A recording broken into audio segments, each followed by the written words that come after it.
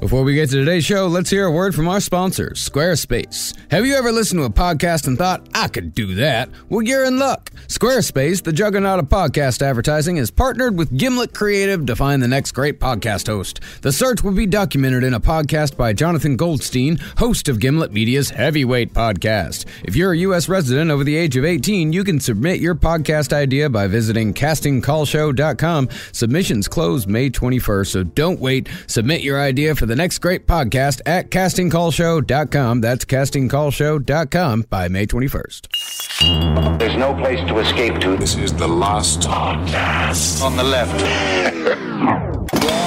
From your blade. That's when the cannibalism started. What was that?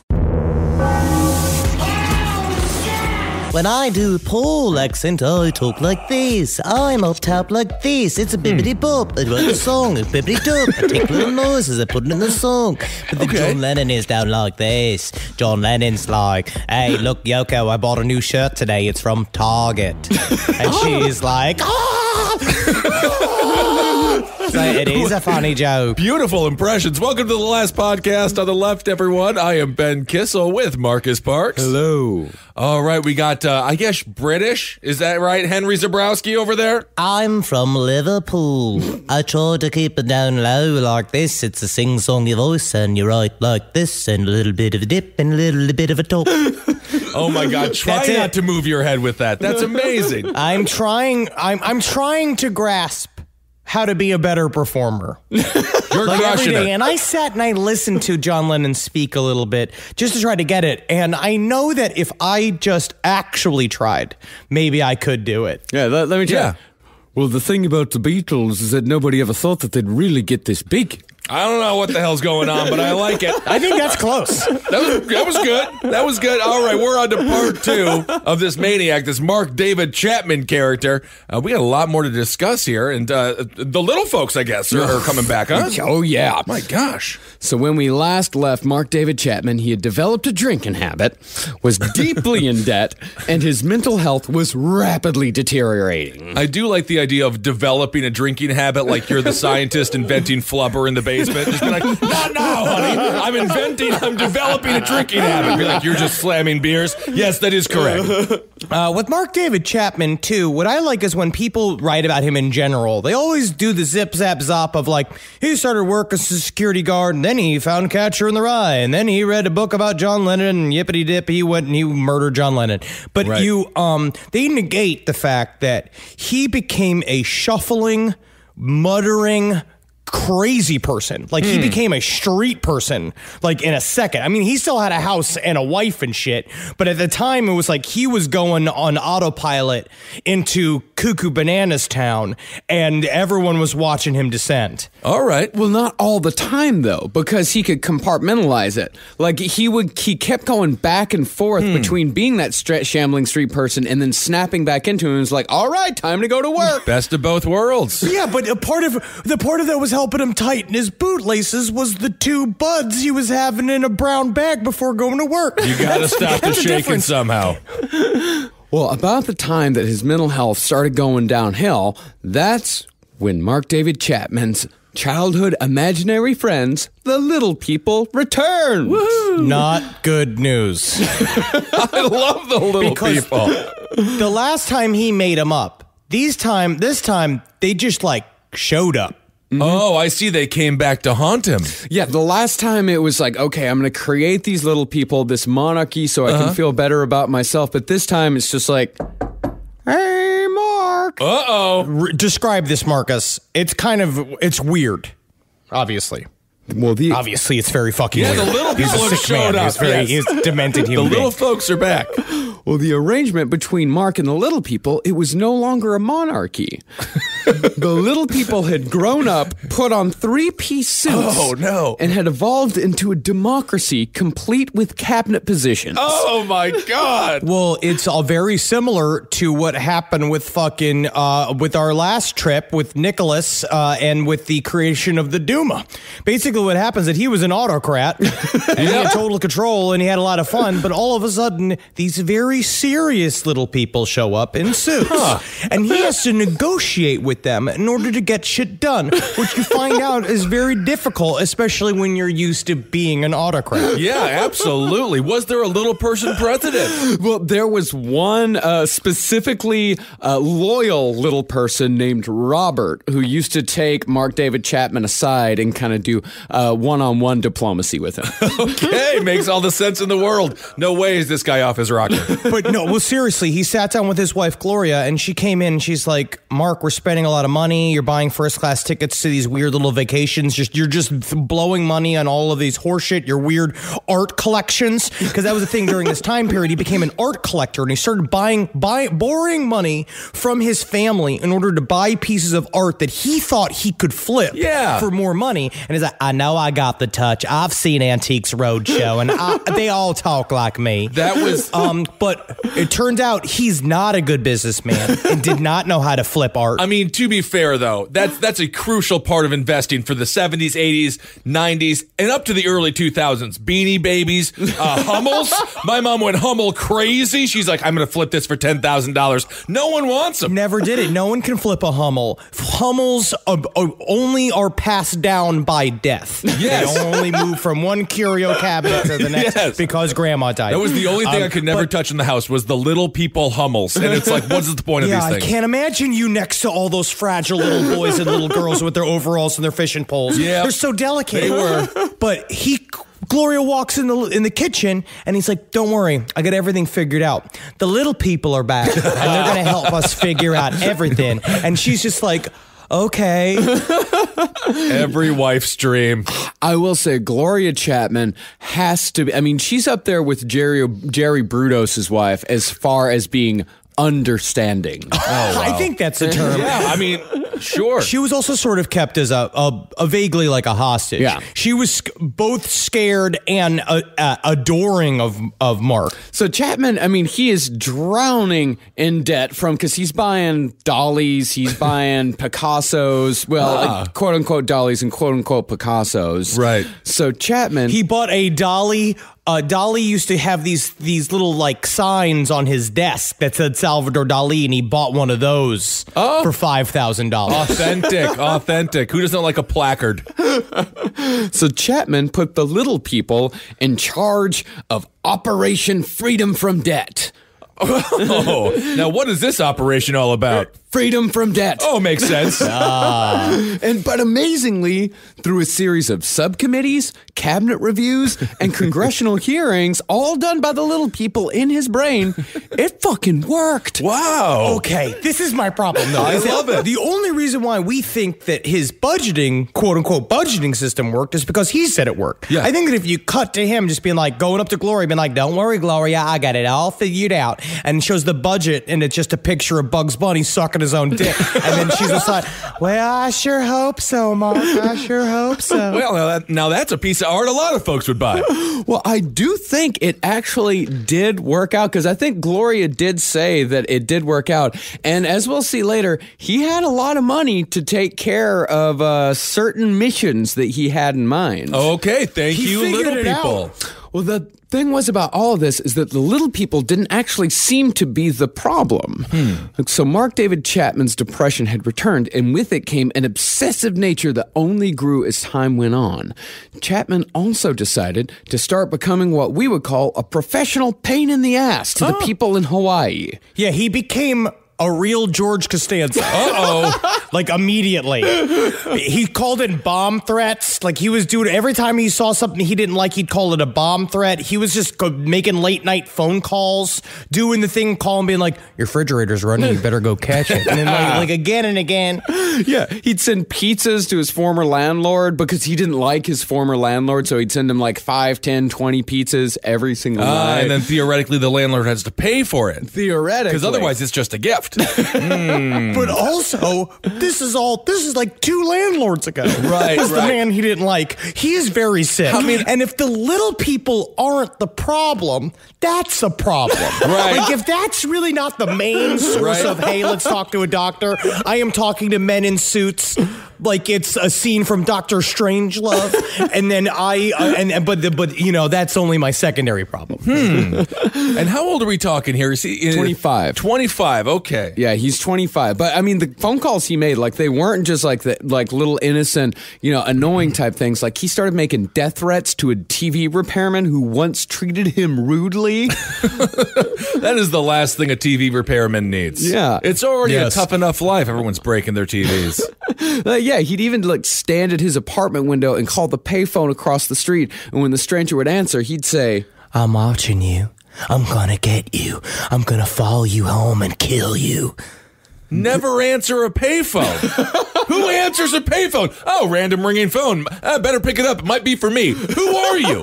Why would it be for you? The problem is, at the time, people were hitching all the time. Everybody was a bus. You could grab onto a bike when someone goes past, and you could sit on the back of the seat, and it was totally normal. It was fine. And the Matrix didn't happen yet. It didn't exist yet, so they didn't know that sometimes if a payphone just randomly ringing, if you pick it up and answer it, you get zapped into the fucking Matrix. Oh, I see. Yeah, just a bunch of Marty McFlys there hitching their ride to other cars.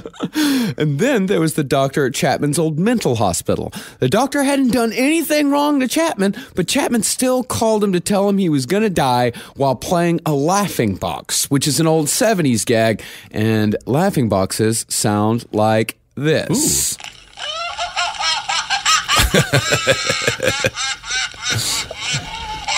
I don't like it.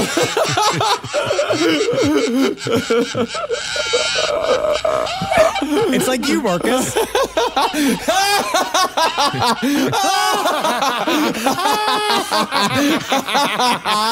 Man, as a matter of fact, that wasn't a laughing box. That was actual audio of Marcus getting a colonoscopy. And the doctors, they were horrified, terrified, but it has come back. And everything's healthy. Okay. All right. Everything's okay. Yay. I got the Marcus biopsies Parks. back and everything's okay. Are we going to get the footage of your swollen asshole or not? I have a picture, but it's in black and white, so it doesn't pop, you know? Yeah, right. I can colorize it. We can send it over to Turner Classic Movies. Right, with any luck, they'll think it's the original moon landing. But those weren't the only people that Mark David Chapman got into feuds with. He got into a 3-week-long encounter with the local Hare Krishnas. Oh, man, they have nothing but time. They will always win. And that only ended when a neighbor told him that the last guy to mess with the Krishnas got a syringe full of acid in the face. Now, that's also conjecture, and it seems to be a woman was watching him harass the Hare Krishnas. And, you know, when crazy attracts crazy. Yeah. Right? So he's out there yelling at Hare Krishnas, being like, y'all always dancing. There ain't no music playing. What's so good to feel about y'all dancing? You want to dance like nobody's watching? Well, I'm watching. And then all of a sudden, a woman comes out of a store and just like, don't talk to these Hare Krishnas. It's bad news. Because when you talk to the Hare Krishnas, they disfigure you. They work as a pack. They're like wolves. They smell weakness. And she's being like, oh, so you're crazy too. Any connection there with the George Harrison and becoming a Hare Krishna a little bit George later? Harrison wasn't a Hare Krishna. No, never? No. Who was a Hare Krishna? He just None said of it. them. None of them? No, George Harrison he went to India and he hooked up with the Maharishi. And those are not Hare Krishna. Absolutely not. Different people. All right.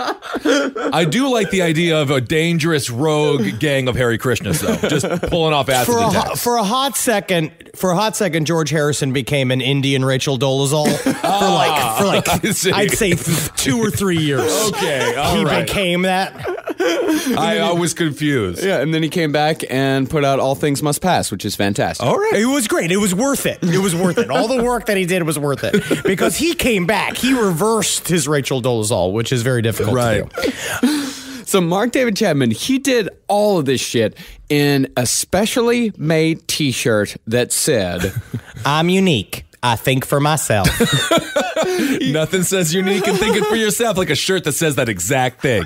He actually went to a printmaker and had them. He came up with the idea for the shirt. Thought this is the greatest thing anyone has ever come up with. This is going to tell everybody in the world all they need to know about me. Right. He got it made and wore it almost every day. Wow, cool, man. He wore it to the point where it was tattered and brown. He wore it like everywhere he goes, and he made it angrily. Like when he made it, like, I want everybody to know, and how I dare them to laugh at me. And when they did, he'd start screaming at him, calling him a phony. Oh, I see. It looks like, so he's just searching for any kind of identity. He's always searching for identity. He's got that persecution complex is really ramping up. And he's searching for an identity, but he's also poking at people. You know, he's just poking at people. Right. It's like, make me angry. I need it. I need to be angry. Because that happens with people a lot, is with people like this, is they need attention, and it doesn't matter whether it's good attention or it's bad attention. If they feel like a nobody, if they feel like nobody's paying attention, then they'll just start being a pain in the ass. So somebody will feel some emotion towards them. Like what toddlers do, basically. Pretty much. Yep, pretty much. And what's interesting is that Gloria was there giving him attention, but for some reason, he always viewed her as lesser than. He always viewed her as lesser than his first love, the girl that broke his heart when he was like fucking 12 years old, Lynn. And so he constantly fantasized about this little girl that was supposed to be his one true love, and Gloria was just kind of followed him around out of fear and weird respect, and he ignored her entirely. Well, I gotta say, it's one of those things where you gotta age them as you age. You know, like Britney Spears. I really like Britney Spears. When I was 15, she was 15. Yes. But you can't think about her, because now I'm 36. Yeah, you can't think so I gotta think about her, 21 Britney. So you can't, that's it. But now we have Instagram, so at least we can see them now. You know what I mean? So we can actually see that they blossomed and that their breasts are filled. You know what I mean? And then it's legal to be with it. Right, with the thought of it. That's always a tricky ground there. Now, phonies was a fairly new word in Chapman's vocabulary, but it would eventually be the most important word in Chapman's life. He'd been reintroduced to it during his quest to read the whole Honolulu library. Wow. So he's just in there. Is he getting hammered again? Yes. Oh, yes. I mean, it's almost like, you know, when some people are like, you know, like, I only smoke when I drink. Right. It's like, he's like, I only walk around when I drink. Yeah. And so he got up every day, because now he's working for the security guard agency. He can do it half lit.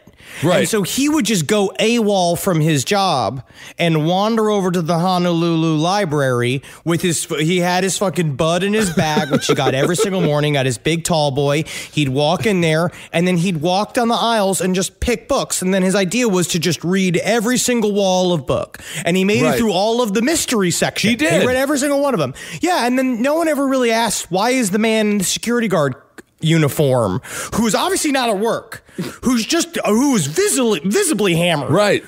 Just reading alone, no one questioned. I guess it's easy going in Hawaii. I guess so. It's just, that is one of the strangest parts of this whole thing. He had a thirst for reading, but then he also had a thirst for booze, and he was able to really combo those things in a relatively productive way. Yeah, I know what you're saying, Ben. It's like, you know, literature and booze like never go well together. No, They never mix. No, you just start like eating the book at some point. No, I know what you're saying. You're like, but those are the writers. Like, tip, tip, tip, tip, tip, tip, tip, tip. Oh, my imagination, my depression. Tip, tip, tip, tip, tip, tip. But like, very rarely is the reader the alcoholic.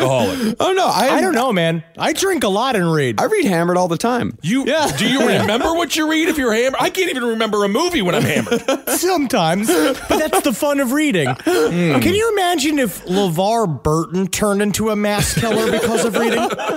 I could see it. Reading is too intense. I was playing my video game last night, and I turn around, and Brooke is just bawling, and I'm like, what have I done? You know? And then she said, I'm just reading this book, and it's a sad part. I said, the words are making you cry. Well, we got to do something about them words. Get them out of here. You've never had words like bring emotion to your soul? Hey, man, you know what? As soon as a book is trying to pry that out of me, Who the hell are you? What are you, book? You're a book. I'll shut your... I know how to beat your ass. With Kissel's reading, every word, like, it's like when you throw a rock down a cave to see where the bottom of the cave is when you're spelunking. It's just like that. So by the time the word gets down to the cerebral cortex, the emotion is gone. Yeah, get out of here. I'll shut you right up. Necronomicon, you ain't gonna get me, man. So in early 1980, Chapman came across a collection of academic studies about Catcher in the Rye. So Chapman had remembered reading the novel about 8 or 9 years earlier and remembered liking it, so he figured he'd give it another go. Now, while Chapman wasn't quite ready for it the first time around, during his second reading, something clicked in his brain concerning the main character and narrator, Holden Caulfield. But isn't the irony here that actually the first time he read it, that was the age group that's supposed to enjoy it, and the second time he's kind of too old for it? Yes, absolutely. Yes. Yeah, he was 25, and at that age, he found a kindred spirit in this shitty 16-year-old boy wandering the streets of New York City. Henry, could you give us like a quick rundown of Catcher in the Rye? Because you're the only one of us who's read it. I went back through it again a little bit. I only made it about halfway through again because I didn't want to read it anymore. Yeah. For some reason, halfway through, he's like, I've got to kill Justin Bieber. I don't know why, but I just feel like he's not authentic. He's a phony. No, my problem is that it would be like Ed Sheeran, is that I could see myself in a psychotic break, like watching my face mold with Ed Sheeran's face and just being like, gotta kill the problem, gotta kill the problem. Oh, man. But I do not mean Ed Sheeran harm. No, he's allowed to walk free. Yes.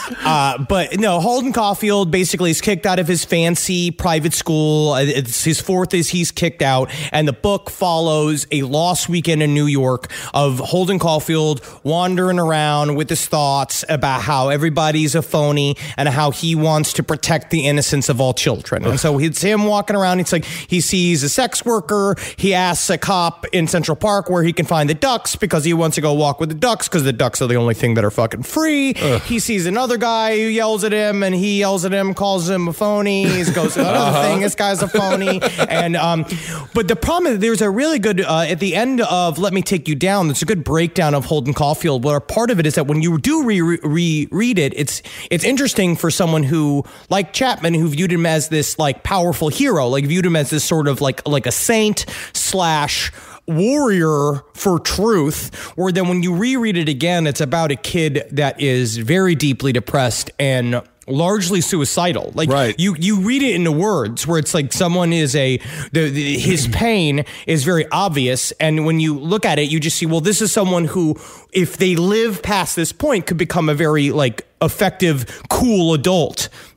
Because they had this questioning period, but you're not supposed to identify with it now. Right, of course. You know, I just hate the idea of someone named Holden Caulfield being my protector. Because I just feel like he would show up and be like, I'm going to save... I have a bone spur. I cannot. Also, we know Holden McNeely. Yeah, I know the name Holden is like Caulfield. Not done. It does not... It's done. It's not synonymous with like strength or like... This is the most I thought about it in years.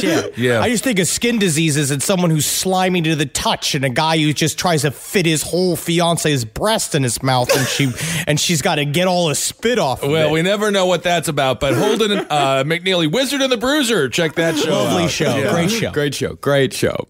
Our other sponsor today is New Belgium Brewery. Introducing new Fat Tire Belgian White, a refreshing new Belgian white ale brought to you by the 100% employee-owned New Belgium Brewing Company. Fat Tire Belgian White is a new addition to New Belgium's portfolio of easy-drinking Belgian-inspired beers. It joins Fat Tire Belgian-style ale, the classic American craft beer proudly brewed since 1991.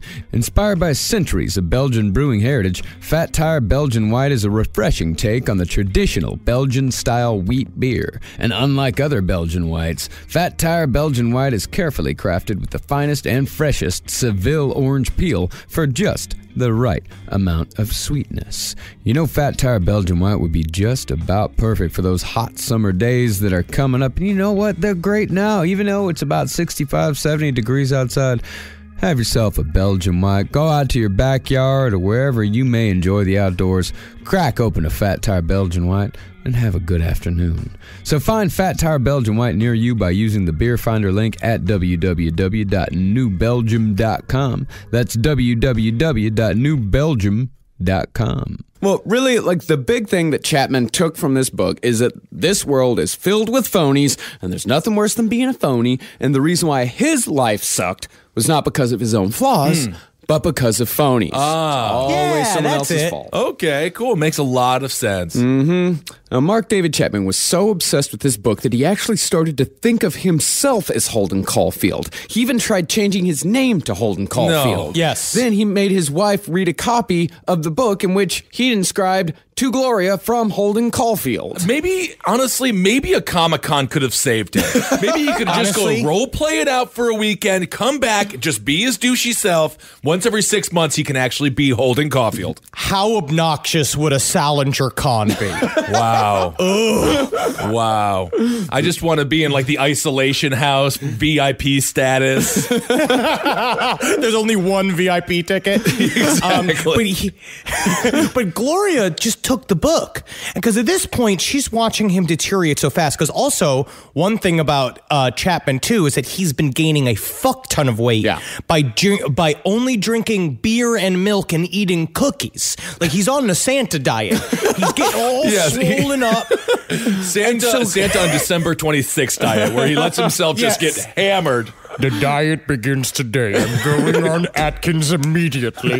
But oh no, croissants for breakfast. Gloria read it just to feel like she could try to understand him again. Like, so she started to read through it furiously, trying to catch up with him. And then she's still like, he's 16. You're not Holden Caulfield. Right.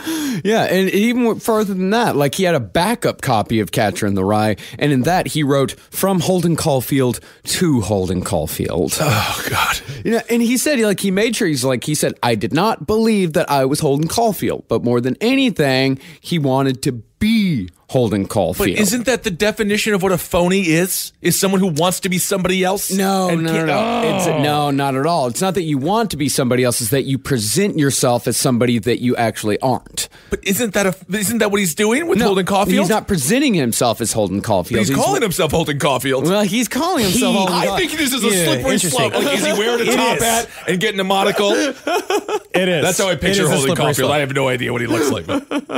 He's a little boy. He's a 16-year-old boy with a t-shirt on and jeans. Okay. Yeah, I always pictured him with glasses. He's got to have glasses. Yeah. I see Chucks for some reason. Were those even around then? I guess. Yeah, of course. I think. Oh, okay. Yeah, I think. I don't know. I'm not a shoe the history of historian. Converse. Yeah. You know what I mean? I don't know. I don't work for Zappos in their about section. Well, what he wanted to do is he wanted to bleed into the pages of Catcher in the Rye. He wanted to bleed himself with the ink. Like, he wanted to be the titular catcher that saves children from falling off the cliff, therefore saving their innocence, as told in a story in the book. Okay. I'll tell you what, I'm a real titular catcher. Whenever my fiance lets me. Come on. Yeah. I thought we were almost mature enough to let that word go. I actually put it in there as a trap to see which one of you were going to... I thought it. You know I thought it because that is a humorous word because it has you know what word is in there. That's kind of fun. But, yeah. Yes, he said there was a story where it's about children playing in the fields of rye, and he made up this kind of allegory about kids falling off the cliff, and that he wanted his life to be, he would be at the edge of the cliff catching the kids. But a part of it's also, I think we talked about a little bit last episode, it's an authoritarian point of view. It's this idea of I'm the only person who can help everyone. Yeah. And that the way to help people is to freeze them in the past. That they're not allowed to grow older. You're supposed to make sure that they never change. And because change is bad. Change means you turn into a phony. The only people that are real are children, even though you eventually will grow up. Right. No matter what.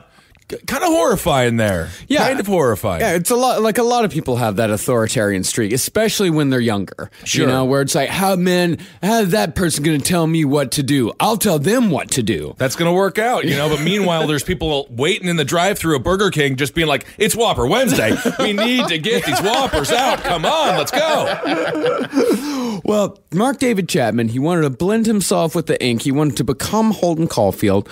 He just had to figure out how. And all this time, something very dark and very troubling was brewing inside Mark David Chapman. Because it wasn't like this new obsession made him happy. It's not like when you find a new video game that you really love and just want to play all the time. Sure. Like this, it made him miserable. So instead of making him happy, the obsession just seemed to give a focus to all the free-floating hatred that Chapman had been storing up for the world not bestowing greatness upon him. So that hatred, now laser-focused, was going to have to go somewhere eventually. It just so happened that the thing that gave that hatred a destination was a book that Chapman stumbled upon in the same library where he rediscovered Catcher in the Rye. The book that Mark David Chapman found was John Lennon, One Day at a Time. Oh, that's actually a great book for an alcoholic to read.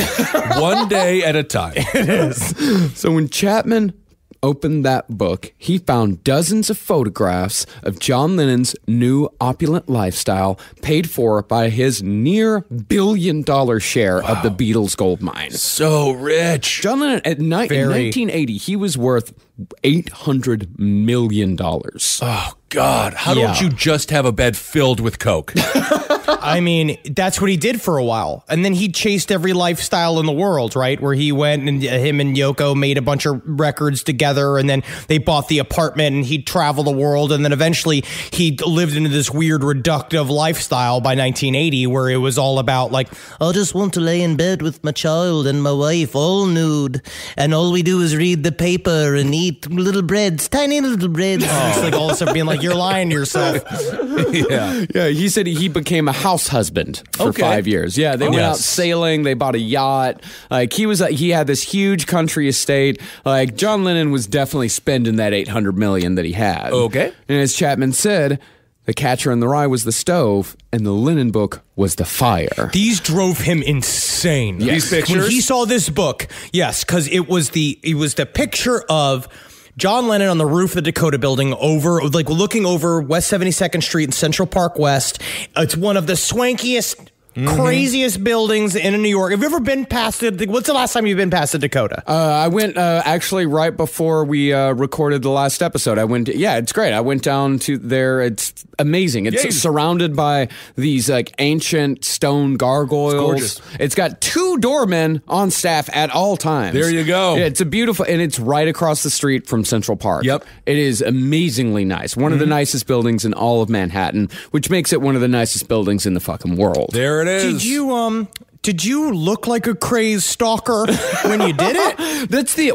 That's what surprised me is still to this day, there were probably 6 people up and down West 72nd taking pictures. They were posing in front of it. To this day, people and this was 2:00 p.m. on a Monday. This wasn't a Saturday, or this wasn't a weekend. People are just going there. Dude, I'm telling you, you're an actor, you're in New York, you're skinny, you're lanky, you want to make some money, go put on some John Lennon gear, go dead, and just have a tip bucket there. People will take pictures. Give them $1. You will make thousands of dollars a year. You won't have $800 million. You are the person pretending to be dead John Lennon, but you'll make a couple $1,000. You will get a couple of guys showing up as Ringo next to him. Be can we just stand next to him? Can we just be in the picture as well? I love Ringo so much. So Chapman, he sat there and he flipped through the pages of the book and he thought about all those years he'd spent listening to the Beatles, all that talk of peace and love, and he started getting angry. He then took the book home and showed it to his wife, ranting about how hypocritical it was that this man who showed off his yachts and fancy apartments and country estates had sung about imagining no possessions. Then Chapman read an article in which Lennon admitted that all the super obnoxious stunts that he and Yoko had pulled throughout the years had all been for publicity, all cynical promotional events just to sell more records. Well, I mean, imagine John Lennon, he's saying, imagine you have no possessions because you gave them all to me. This is not about me, this is about you. You don't have a God, you have nothing, but I have a bunch of stuff. Then Chapman got a copy of Lennon's first solo record and heard Lennon sing that he didn't believe in God or heaven or even in the Beatles. It's it's a provocative song. It's a fine song. But you could see that he wrote it to be specifically upsetting. Yes. Right. Yes, which is part of the infuriating nature of John Lennon. Okay. Oh yeah, he was a real jerk off. Yeah. but, very talented Makes jerk sense. off. Technically the victim in this story. But He is absolutely the victim. Of course, but of course. That also does not make him a saint. No. That does not make him a martyr or a god or anything like that. We are still allowed to say that John Lennon was an infuriating human being. Okay. Yeah. Yeah, he said that the only things that he believed in were himself and Yoko. Sure. But even Great. sure, Sure. okay. I mean, I listened to Double Fantasy while researching this episode, and I'm not a fan. Couple of good songs on there. There are two good songs. I'm Losing You is a fantastic song, and sure. Watching the Wheels is a pretty good song. That's something fun to do too. But even after all this, the thought of killing John Lennon hadn't entered into Mark David Chapman's mind. He was angry and betrayed by what he thought John Lennon owed him specifically. Right. But he wasn't going to kill him. Okay, well, if he does plan to kill him, he's going to have to go through the little people. He has to go through little people Congress. He better get approval from Congress. Honestly, talk about the red tape. Yeah, you already it's got not to deal easy with. to do. We're talking war here. And talk about the lobbyists from the balls saying we need to be jerking off more. Oh, man. What finally did it, though, was Sergeant Pepper's. I bet. Isn't that what you call your shits? Sergeant Pepper's after. Oh, man. Admiral Peppers. All right, let's not. But they didn't go to 15 years of shit school to be called Sergeant Peppers. Very good. That's very. You keep them honest. Keeping them honest. That's good. So one night, Chapman was thumbing through his wife's Beatles LPs and happened to pull out her copy of Sgt. Pepper's Lonely Hearts Club Band by the Beatles. He said he was staring at John Lennon's face on the cover of that album, just like he used to stare at his copy of Meet the Beatles when he was a kid, and suddenly a thought popped into his head. Wouldn't it be something if I killed John Lennon? Wouldn't it be something? Like he came up with the cronut. Yeah. Like, wouldn't it be something if I killed John Lennon? That's a funny, fun idea. Wild. Yeah, that's one of those thoughts that should come in and bump right out. But I Yeah, guess for him, yeah. it just kind of bounced around. We all have dark thoughts. Of course. We all have very Sure. dark thoughts. Like, what if? What if I did that? Yeah. But you don't do it. Every day. Technically, the therapist that I have is called intrusive thoughts. Yes. And I have them all the time. Yeah, of course I'm always driving down the street being like, if I just fucking jerk the wheel and I stop all this whole highway of traffic. It's, it's fun almost to think about, to dabble in. Oh, yeah. But you just let it go. Yeah, my most intrusive thought is when I'm in the exit row on a plane. What would happen if I just pulled that lever? Okay, well, that's good to know. Thank you. Well, the horrible thing was, it was pretty easy to kill John Lennon. Because everyone knew he lived at the Dakota, and they knew exactly where to find him coming in and out of his home almost every day. Because people would camp out in front of his building waiting for an autograph or just to meet him. And to his credit, he was actually very gracious to his fans who did that. Sort of like an Occupy John Lennon situation. That's actually very nice, though, that he would sign autographs. Let's say that's very sweet. He was really close with his fans by the end, because in the end he kind of came back around as he was coming back down to earth. A part of it was his trying to accept everyone. Like he was trying, he would make friends with some of the super fans that would hang out, they would sit and they would chat. So maybe he could have turned out okay. He went through a Shia LaBeouf phase. Yes. Where he says, I'm disconnected. But then Shia LaBeouf hanging out with everyone, watching his own movies, being around people. I'm actually a huge Shia LaBeouf fan. I'll defend him. I like him. Yeah, I like him. He's fine. He's just fine. But yeah, he was, and also to John Lennon's credit, yeah, like Kendra said, he was pulling back from all of those kind of shitty, obnoxious things that he'd done and said over the years. Because that little hiatus that he took, it was about a 5-year hiatus between albums. Everything slowed down for him. Because the thing to understand about John Lennon is that he'd been famous since he was 16 years old. Oh, wow. Decades. For decades, That's this guy had crazy. been mobbed everywhere he went.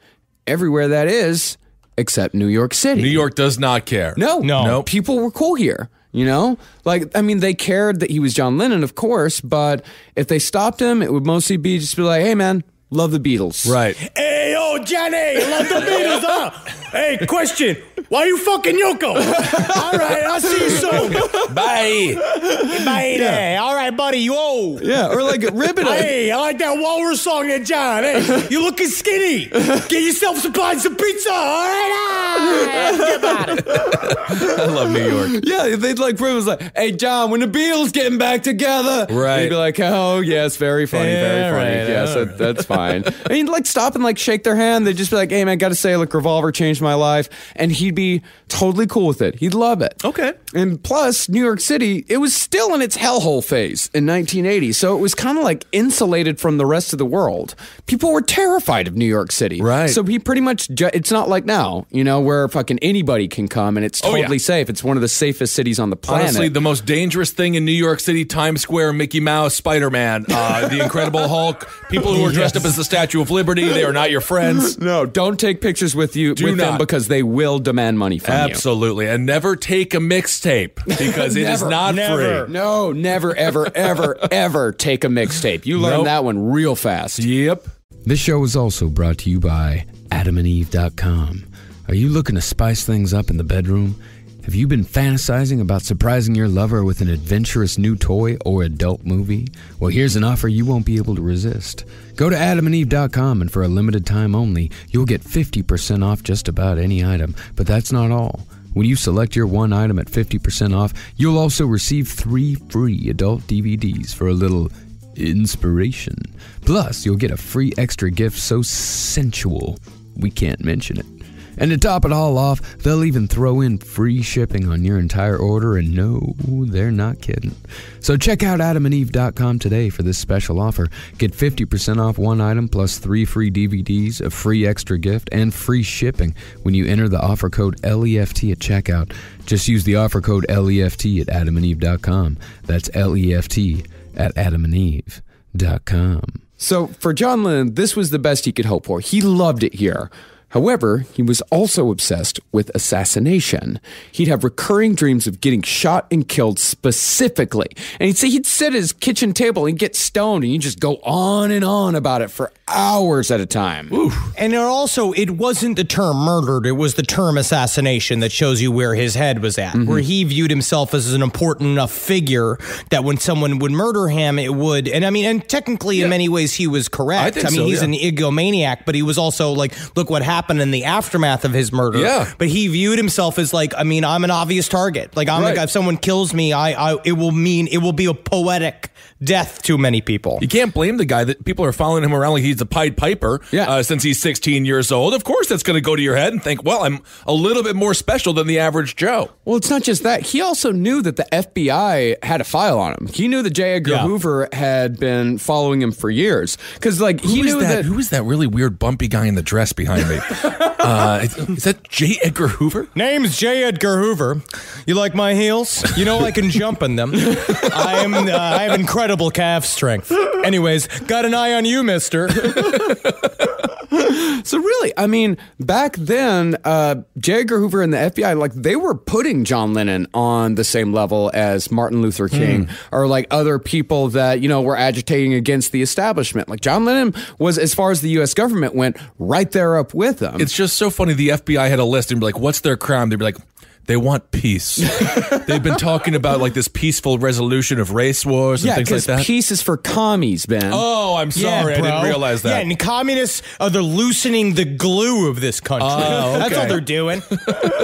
Yeah, that's exactly what it was. It wasn't peace, man. It was about the communists coming in, getting the agitators all going, because if the agitators were going, then that meant that we were going to start fighting each other, fighting against the status quo, and that was going to rip the country apart. John Lennon, that communist with $800 million. Yes. And the great and the amazing thing is that the Russians actually listened to all the stuff that they were talking about way back then, kind of put a spin on it, and then today actually put it into practice. But they do it through Facebook ads and ripping the country apart that way. Fun. So yeah. Oh, wow. Yeah, it's incredibly easy, actually. That's awesome. Yeah, it's incredibly easy. Yeah, and it wasn't through good music. It was through social media. And dumb memes. Yeah, it was through memes. Literally a cartoon frog. Treating us like a bunch of fucking rats in a maze. Yeah, that's kind of fun. A bunch of programmable drones that are attached to our phones like it's crack cocaine. Only if it didn't work, then I would blame them. Well, the most ironic thing about all this is that John Lennon, he always thought he was going to get assassinated for his political beliefs, because he was up there with Martin Luther King Jr. He was up there or he believed he was up there with like people like Gandhi. Bobby Kennedy, that whole group. Kennedy, Yep. all that. He thought that that's what he was going to get assassinated for. He definitely thought that. But in the end, he was killed because someone believed he'd abandoned his ideology. Crazy. The exact opposite. Interesting. And that person, Mark David Chapman, saw Lennon as no more than a stand-in for the pimp in Catcher in the Rye that Holden Caulfield had fantasized about killing. But the difference here was that Chapman was actually going to do it. Yeah. Chapman was going to enact what he came to think of as Chapter 27 of Catcher in the Rye, going one better than J.D. Salinger. But the fantasy is what's truly frightening. Right. Yeah, he believed that when he shot John Lennon, he would curl up into a ball next to Lennon's body and disappear into the ink of Catcher in the Rye. That was his plan. Just cut to him getting hit with billy clubs by the NYPD. Just be like, I am not melting away. Yeah, that is what happened. And a part of it's weird. Over the course of reading Let Me Take You Down and researching into his book, at first, like you laugh about the fantasy and stuff and all stuff, but it's actually starting to become very frightening for me. Like that Mark David Chapman did this, because then it's also the thing where it's like, I'm going to say maybe like there's a solid 15% of people that are walking around just thinking the same shit. Oh, yeah, of course. But they just don't kill you. You know what I mean? They just don't kill you because they're just not going to, because their specific fantasy is like, I'm going to take a shit over here at the salad bar in the Sizzler. Like, I'm going to do it right on the Cobb salad. And then I become one with the corn fritters. Like, I will dissolve into a corn fritter. And the family of 8 comes in and be like, man, these corn fritters today are tasty. Saltier than usual, but also like a corny taste. Well, before Mark David Chapman could actually take care of the phony, he had to prepare himself. So on October 23rd, 1980, Chapman quit the maintenance job he'd been working and signed out with the name John Lennon, officially beginning his quest to assassinate the former Beatle. Okay. And amazingly, unbeknownst to Chapman, as this is pointed out in Let Me Take You Down, John Lennon was starting something new as well. On that day, John Lennon released the single Just Like Startin' Over ahead of the release of Double Fantasy, his first album in 5 years. Just Like Starting Over was the song? Yeah. And so maybe that goes to what you were talking about earlier, a rebirth of who he was as a person. Oh, it was very trying much to on connect purpose. again, yeah. Yeah. Oh yeah, it was like purposely put together. It was a whole thing. It was his return. And then Chapman, it kind of got folded in too. It's another synchronicity that he viewed as like, oh, I'm going to serve my purpose here. Well, that's the thing, though, is I don't think Chapman ever knew about that. It's so weird though. Then if he did, So he weird, did, and yeah. then it shows just so much how it's such a fucked up coincidence. It's such a their lives are melding together, not on purpose. No, Right. Not at all. Because Chapman was in Hawaii, and and it wasn't like it is today where, something is released worldwide at all at the same time where, we're hearing the same shit that they're hearing in like Korea. Yep. Like things had to travel. Yeah, I think in Hawaii, in the 1980 Hawaii, I think the best music was Coconuts, and it was just people slamming them together. Exactly. Yeah. Oh, they had ukuleles. Oh, yeah, that's right. They had. There's been Zoe Deschanel's in Hawaii since the beginning, but they weren't Zoe Deschanel's. They were traditional Hawaiian musicians. Yes, no one should play the ukulele unless they're over 350 pounds, because that is adorable. Well, back in Hawaii, Chapman was calling on Satan to give him strength to carry out his plan. I wish it was more metal than this, but it's not. It's not. You know what I mean? Like it's not. I mean, like it's sad when you're asking Satan for help because he's like, "What? Like, stop it! Stop asking me for help. Do you know anything about Satanism? You're not supposed to ask me for help." I mean, I don't know. Was he going through was he like painting himself all up? Was he naked or He was anything like naked. that? He was always- naked. he was he's definitely naked. naked. Yeah, Did he have like an Apocalypse Now moment where he just like flipped immediately? Well, he did destroy his wife's record player once when it wasn't working properly. He was trying to put together and he destroyed it. At this point, he's become a terror in the house, muttering to himself, sitting in the kitchen, screaming at his little people, like doing like his pitches at the little people. God. Yeah, Chapman, he'd get naked, he'd put on Beatles records and beg Satan to help him. And that's the thing, all while he's doing this in the middle of the night, all while his wife is trying to sleep in the next room, just cowering under the covers, terrified. Oh my God, horrible. And to the best of Chapman's memory, this was one of his chants to Satan. Hear me, Satan. Accept these pearls of my evil and my rage. Accept these things from deep within me. In return, I ask only that you give me the power to kill John Lennon. Give me the power of darkness. Give me the power of death. Let me be a somebody for once in my life. Give me the life of John Lennon. I can't give you the power, but there's a thing called a firearm, and you wouldn't believe how easy it is to use. So fast. He got it. He got it so fast. Yeah, he did. Later, Chapman would say that it was silly to think that Satan or demons had possessed him. That's the silly part. Yeah, it is silly. I was laughing. I laughed when I silly. first thought of Yeah, it. you know why it's silly? Why? Because demons can't possess Christians, Ben. Naturally. Naturally, that's why it's silly. Yeah, this is what he said about it.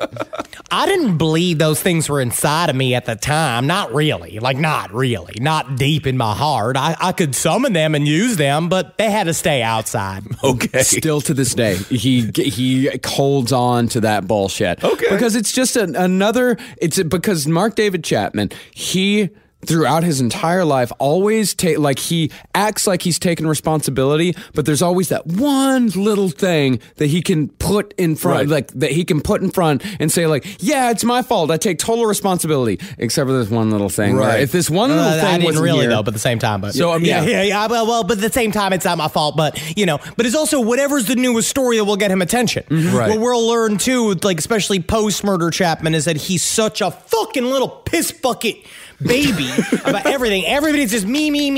Everybody needs to pay attention, so he's constantly changing his narrative to get people to talk to him. So this whole thing started with him nude. His dick is banging around on the record machine. I don't know about banging. And, well, who knows what he did with that? He probably put it on there a couple of times, let it flip around a little bit, and it was all these chants to Satan, huh? And that's what he said. He said that he needed the power of Satan to pull the trigger. That's who actually did it. It was the power of Satan. He didn't do it. Yeah. I see. If you really want to figure out how he killed John Lennon, you got to follow the money. And you know who are the people that were in charge of the money? Was the little people. Oh, yeah, because there's a shit ton of logistics to figure out here. Okay. You can't just call on Satan and Satan's going to transport you to New York City and get you a gun and all that shit. There's planning that goes in all this. Yeah, Satan's not a fucking travel agent. No. Like, he's not here doing all your shit. Satan's not your Quicken account. No. That's what you have the little people for. Yep. So the little finance minister helped him work out all the monetary problems of getting the means to kill and the places to stay, plus a little walking around money without asking any questions. But after he got all that worked out, Mark decided he had to come clean. Well, because he couldn't tell them directly that he was going to kill John Lennon. When he had the meeting with them, he had to start with, I'm thinking about taking a little vacation to New York. And I mean, when he first said that to his wife, and she's like, why? And he's like, fuck you. Like, I go where I gotta go.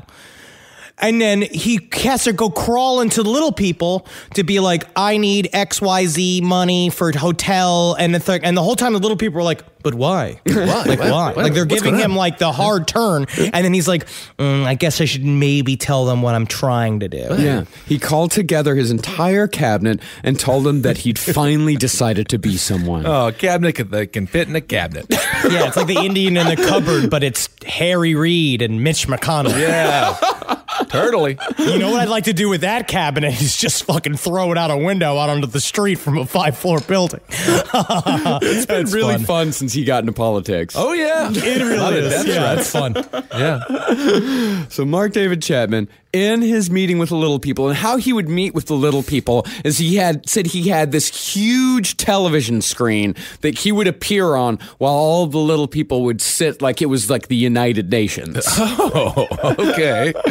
Well, he said that someone from his childhood, the man whose songs he'd sung to them, his subjects, had hurt him greatly.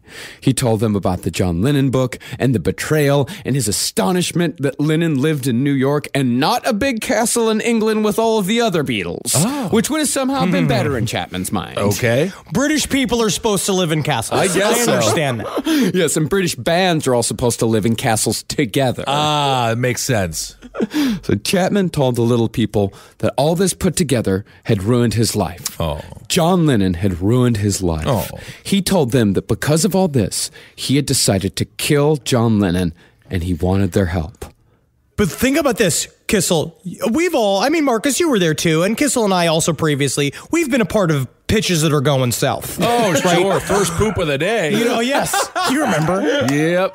And you know what happens is that they start looking at their phone. Right. They start leaning back. They start you want a cup of water? Like they start disengaging. The little people are starting to give him the stiff arm. Oh. Like he's trailing and he's weirding out the fantasy people that he created to do his budget. Right.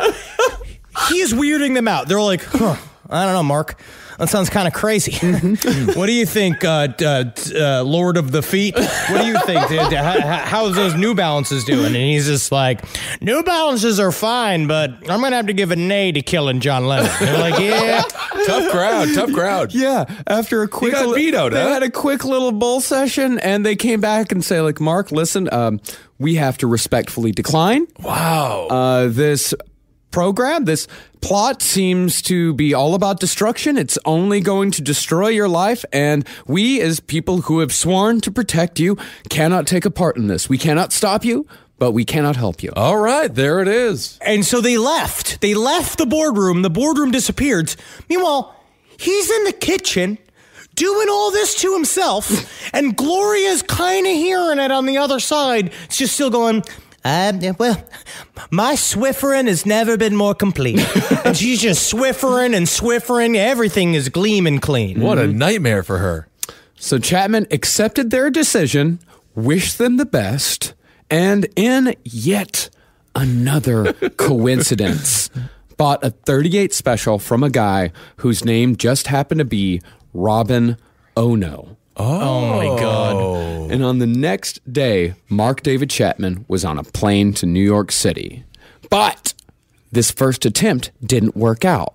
He wandered around New York and actually saw David Bowie star in a production of The Elephant Man, which was really fucking so awesome. And then he went to see George C. Scott in a play. You could just do that back then? Dude, back then, yeah. it's like, I'm going to go see the guy who was in Patton and Dr. Strangelove. I'm just going to go see him in a play. Just going to do that. Yeah, And then I'm just cool. going to go see David Bowie be the Elephant Man. Now it's like Jim Parsons playing Dr. Seuss and Dr. Seuss the Revisionist musical where it's all fucking dark and you're like, I don't give a shit about this. Yeah, or like Anastasia on Broadway where they cut out Rasputin completely, They apparently. did. Whatever. Really? Yeah. No, that's what I hear. Because I was thinking about going. Well, you because just I very lost much... yourself a customer, Broadway. You just lost yourself a customer. That's very good. Let them know. They just lost your $13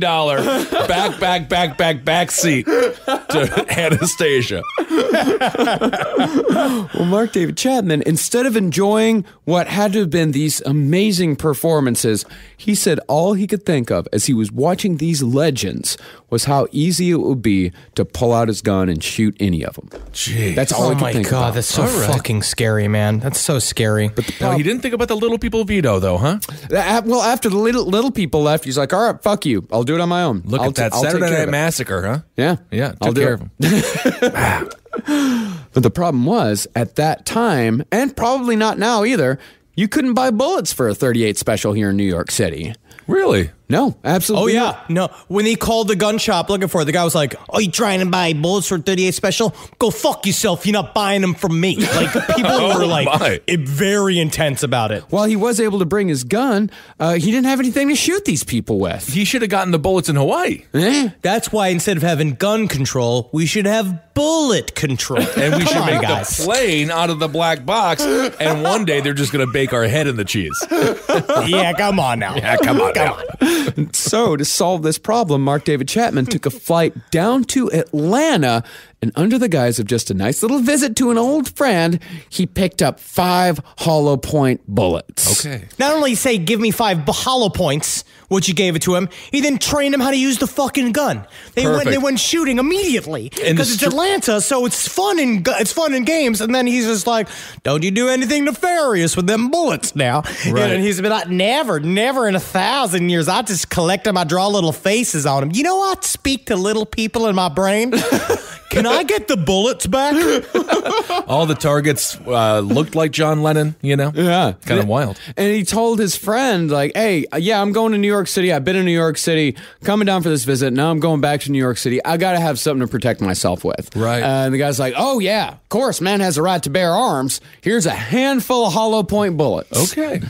So Chapman returned to New York fully loaded, and as a further coincidence, just another one, he read an Esquire article on the plane criticizing John Lennon for his hypocritical upscale lifestyle. Oh, nothing like Esquire to bring people down to earth. Yes. And of course, John Lennon took this as a sign what he was doing was right. He even went to the Dakota, where Lennon lived, and made friends with the doorman scouting out the scene. But one night, Chapman went and saw the Mary Tyler Moore Timothy Hutton movie, Ordinary People. Oh. Very sad. Yes. Very sad Isn't movie. that one of the saddest movies of all time? It's I'd say. when I looked it up on IMDb, when checked it out, it said you may also like Terms of Endearment. Okay, good. Great. Yes. Yeah. Yeah. Who likes that? I don't know, but... Jackie. Jackie. These are Jackie movies. Okay. Yeah, Jackie likes sad movies. But for some reason, Timothy Hutton's character in Ordinary People touched Mark David Chapman in such a way that he called his wife and told her he was coming home. This motherfucker identified with everything. If he saw, I bet you he'd see a commercial for bananas and be like, that banana woman with all the fruit in her head. That's me. I get her. I get where she's coming from. I too have a burden on my mind. But it was like when it cuts to Timothy Hutton, like he identified with Timothy Hutton, who's a suicidal character in that movie, and it's just like, okay, sure, it's another one that's you. Everybody's you. Yeah, he looks for identity in everything because he has none himself, and because he's a narcissist, he sees everything as for him. And that's why he bought hollow point bullets, because he himself was hollow. Psychological coincidence, but also a theory that is working. Why not? So Mark David Chapman spent 2 more days in New York, still going to the Dakota and staring at the building while listening to Todd Rundgren on his Walkman. Then, Oh, man. Poor Rundgren. He did not want to be a part of this. of course not. No, Rundgren's actually a good dude. Like, yeah, he produced the New York Dolls' first album. He produced Bad Outta Hell. Oh, cool. Yeah, this guy, he knows what he's doing. Todd Rundgren did not deserve any of this. No. So, and neither did John Lennon, by the way. Of course. Yeah. So on November 11th, almost 2 weeks after Mark David Chapman had left Hawaii, he called his wife and confessed. Like, he told her, I came to New York to kill John Lennon. But... But, like, what's the response? Like, okay. Good. Bad. And he said, but your love has saved me. So I'm coming home. Great. Okay. So he came back the next day, threw his copy of Catcher in the Rye in the garbage chute, and decided it was time to put the whole I'm gonna kill John Lennon thing in the past. Put that in the past. Thank you so much for listening to Last Podcast and Laugh. This has been a great episode. Thank you so much for giving to the Patreon, right? What do we do Hail here? yourselves, everyone, with installations. That's the story. And that did make me think, actually, like that line, like when I found that out, how many fucking people come this close? Oh, my God. I don't want to think about it. It's horrifying. Yeah. It is deeply horrifying. I think it happens. I would say it happens quite a bit. Yep. I'd say that there are a lot of people, you develop an obsession, and then normally what you hope is that there's some kind of safety net, right? Or that some loved one can reach out, that you have enough connections to the real world that someone can come and save you, right? Which is a thing that we're kind of having a problem with mental health in this country to begin with. Man, watch the HBO documentary, The Dangerous Son. No, don't. Don't watch it. Don't. Oh, we have a recommendation, anti-recommendation. I'm stuck in the middle here. You didn't like it? No, man. Oh, Is it bad? it was Well, horrifying. I mean, it's obviously it's very horrifying, but I'm saying but it's important to realize, I mean, like the gap in mental health care in this country, is really going to result in a lot of dangerous people. Yeah. And, well, thank God it hasn't yet, you know? That's what's so good is that so far it's been peaceful. No, it is a very good documentary. It's a Okay. very well put together All right, I'll check it documentary. out. Like it links some of these guys that are like, have horrible mental health problems. Where it's like most of these people are fine. Most of them don't do anything, but some of them are Adam Lanza. Sure. Some of them are James Holmes. Some of them are Mark David Chapman. Yes. It's the same shit. Yeah, and we need to get these people help. And if Yep. we don't, then bad shit is going to happen. All right. And our last sponsor for today's show is Casper Mattresses. Casper is a sleep brand that continues to revolutionize its line of products to create an exceptionally comfortable sleep experience one night at a time. With 3 mattress models, the original Casper, the Wave, and the Essential, Casper mattresses are perfectly designed to soothe and cradle your natural geometry. Not to mention, the breathable design helps you sleep cool and regulates your body temperature throughout the night.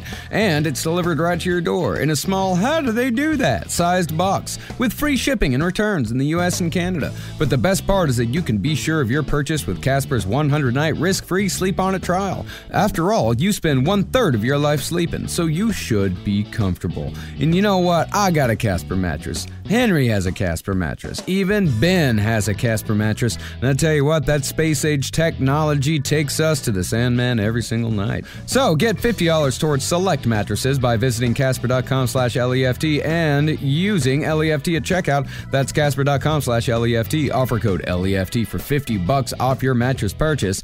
Terms and conditions apply. So Mark David Chapman came back, threw his copy of Catcher in the Rye in the trash. Figured I'm going to put it all behind me. But over the next month, an itch showed up in the back of Chapman's mind. Uh-oh. He called this itch the child. Yes. It's so gross. Never let a child itch you as an adult. Yeah. So if you're over the age of How is 18, that? never let a child do that. That's not good. Chapman said that the child was the driving force behind this entire plot. Oh. Now, it doesn't really make sense because it's just an No. excuse. I mean, this is like Right. it's the same type of shit that Ted Bundy used to say with the entity. Is that it wasn't Ted Bundy who did all this; it was the entity who did all this. That's what I do when I eat a full pizza. I say, that's the blob. That is not me. That is great movie, That's by the way. compartmentalization. Yeah, fun movie. Now, in Chapman's mind, the child was the one who saw John Lennon as a toy that had changed over the years, and the child had thrown a tantrum because of it. But it was the adult that had to do all of the practical work. Oh.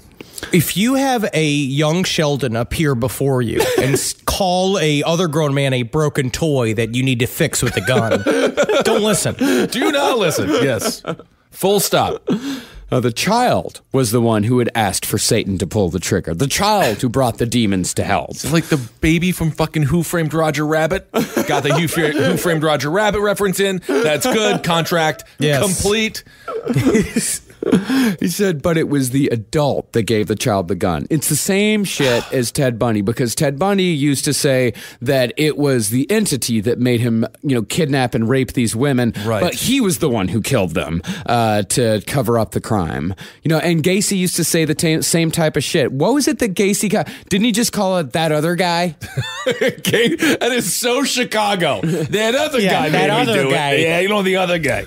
But Chapman said that on the first trip to New York City, the child stayed in Hawaii and just didn't show up to play the game. That's good. Cheap tickets. Never take a child on vacation into New York City. No. Even nightmare. truthfully, Nightmare. a physical child will not enjoy New York City. No. Disney World when they're kids, when they're teens, maybe lug them around New York City. Maybe.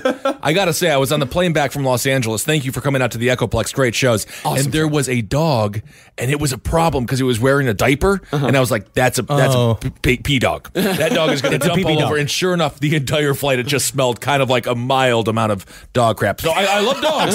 But, if it can't handle it, also maybe take that into account. And so, since the child didn't come along on the trip to New York, the adult went home. But a couple of weeks later, the child came back while Chapman was driving his car. And the child promised that this time, on this trip, they would actually do what they had gone there to do the first time. So he's been there twice now. He's only been there once. Only been there once. Okay, Yes. I see. And so Chapman told his wife that he was going to go back to New York because he had an idea for a children's book or something. And Yeah, he just gave a bullshit excuse. He was like, I'm just going back to New York, even though you just went to New York to try to kill John Lennon and you didn't go. Right. And you didn't do it, so you came back. So now she's just like, oh, okay, and totally bought it again. She's like, Yeah. yeah, just go. See you soon. Also, if an idea for a children's book, that comes from Hawaii. You don't have ideas for children's books in New York. You have ideas for much darker crime dramas. Yeah. Hawaii's got great, I mean, like, you write it's like Hakanaka the Mischievous Koi. That's a great children's yeah, book that would be centered in fun. Hawaii. Mark David Chapman arrived back in the city on December 6th, 1980. That day, he arrived outside of the Dakota and made friends with two big Lennon fans who become like kind of fixtures outside of John Lennon's house. And they were there so much that like actually some people in the Dakota, they'd send them on errands. Okay. So look, Yeah, it was like two sweet ladies, and they would sit and they'd hang out there all the time. And I mean, obviously, they probably got a little bit wrong with the old bing bong up top, the Sure. fact that they just sit out there all the time, but they were sweet enough. right. And this is also like 1980. I mean, these are people that aren't quite done with the 60s yet. They're holding on to them as hard as they possibly can, and the best they can do is hanging outside of John Lennon's house. Okay. But that's another interesting thing about Mark David Chapman. Even though that he'd been spending his nights naked, shouting about Satan while playing Beatles LPs at 45 RPM, he was not a shambling mess all the time. And he was not a shambling mess when he arrived in New York. Okay. Like, he was dressed nice. Button up. Button up. All right. Oh, yeah. He bought a really nice sable jacket. He looked really good because he had a concrete understanding that if he looked crazy, no one would let him near the Dakota. That makes sense. Yeah, and most people that talked to him, they actually said he was likable.